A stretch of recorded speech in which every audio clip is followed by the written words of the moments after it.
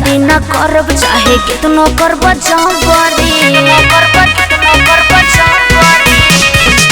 काहे तू photo viral कर तारा सगरी शादी न करब चाहे कितनो करब जबरी सब बड़ो में दबंग मोर घराना में भइले फैयार बोवे डहरी के पना में नाम बदनाम भइले तोरे चलते थाना में भइले फैयार बोवे डहरी के पना में नाम बदनाम भइले तोरे चलते थाना में नाम बदनाम भइले तोरे चलते थाना में।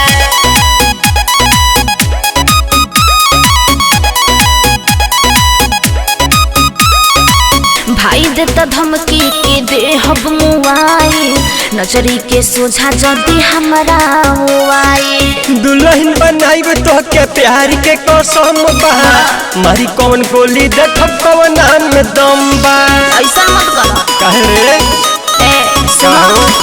भाई देता धमकी के दे हब मुआई नजरी के सोझा जदी हमरा हुआई दुल्हन बनाइब तो के प्यार के कसम बा मारी कौन गोली देखब कौन में दम बा सुनो ना बोलो ना जिद देखले बानी हम ढेर जाना में हमारा लेखा ना देखलो खबू भइले फैयार बोवे डहरी के पना में नाम बदनाम भइले तोरे चलते थाना में भइले फैयार बोवे डहरी के पना में नाम बदनाम भइले तोरे चलते थाना में। अरे बस करो अच्छा नाम बदनाम भइले तोरे चलते थाना में।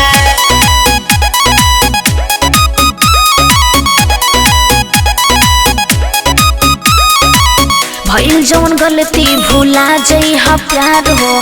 कबो नहीं हो पाए परदीप तोहार हो कोइले रहुआ त जवन गइलू भुलाई दूसरा के घरे कैसे डोली तोहर जाए भूल जा काहे हो बात समझा ना हो भइल जौन गलती भूला जई हा प्यार हो कबो नहीं हो पाए परदीप तोहार हो कोइले रहुआ त जवन गइलू भुलाई दूसरा के घरे कैसे डोली तोहर जाई कैसे जिया बे जानू में जमाना में रंगदारी से रे भइले फैयार बोवे डहरी के पना में नाम बदनाम भइले तोरे चलते थाना में भइले फैयार बोवे डहरी के पना में नाम बदनाम भइले तोरे चलते थाना में। देखा सब भूल जा तोहरा के कैसे भूला जाई।